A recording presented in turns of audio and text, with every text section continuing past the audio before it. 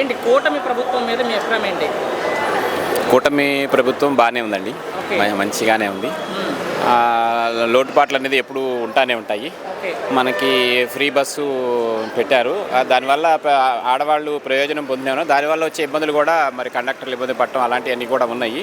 అయినప్పటికీ వాటిని సర్దుబాటు చేసుకోవాల్సిన అవసరం కూడా ఎంతైనా ఉంటుంది. మరి ప్రభుత్వం అయితే మరి మంచి పథకాలు 6 పథకాలు అన్నీ కూడా చేయటం, మరి ఫ్రీగా మరి అంటే 1వ తారీఖు కన్నా ముందే పెన్షన్ ఇవ్వడం, ఇవన్నీ కూడా ఎక్కడికక్కడికి చర్యలు తీసుకొని బాగానే చేస్తున్నారు. ముఖ్యమంత్రి చంద్రబాబు నాయుడు గారు చర్యలు తీసుకుంటున్నారు, ఇప్పుడు బాగానే చేస్తున్నారని నాకైతే అనిపిస్తుంది. నారా లోకేష్ గారి పనితీరు మీద మీ అభిప్రాయం ఏంటి? నారా లోకేష్ గారు పనితీరు కూడా బాగానే ఉందండి. తర్వాత మంగళగిరి కొండ మీదకి ఫ్రీ బస్ కూడా పెట్టారు, ఏసీ బస్.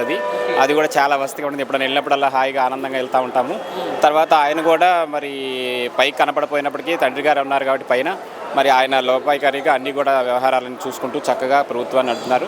ఎలాంటి డిస్టర్బెన్స్ లేవు, అడ్మినిస్ట్రేషన్ బాగుంది, ఆనందంగా ఉంది, సంతోషంగా ఉన్నారు ప్రజలు. ముఖ్యమంత్రి నారా లోకేష్ ప్రచారం జరుగుతుంది సార్ బయట, దాని మీద మీ అభిప్రాయం ఏంటి?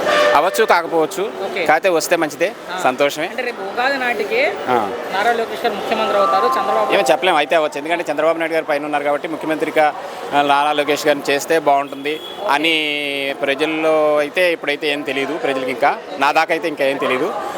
మరి అయితే బాగానే ఉంటుంది. ఒకవేళ ఆయన అయితే లాస్ట్ ప్రశ్న, ఒకవేళ ఆయన అయితే డిప్యూటీ సీఎం ఉన్న పవన్ కళ్యాణ్ డిప్యూటీ సీఎంగా ఉండాలా, లేక ఆయన పరిస్థితి ఏంటి, ఏమనుకుంటున్నారు?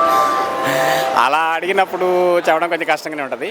అంటే పవన్ కళ్యాణ్ గారు కూడా ముఖ్యమంత్రి చేయటానికి అర్హత కలిగే ఉన్నారు. మరి నారా లోకేష్ గారిని చేస్తే కొంచెం వాళ్ళు సర్దుబాటు చేసుకుంటారు.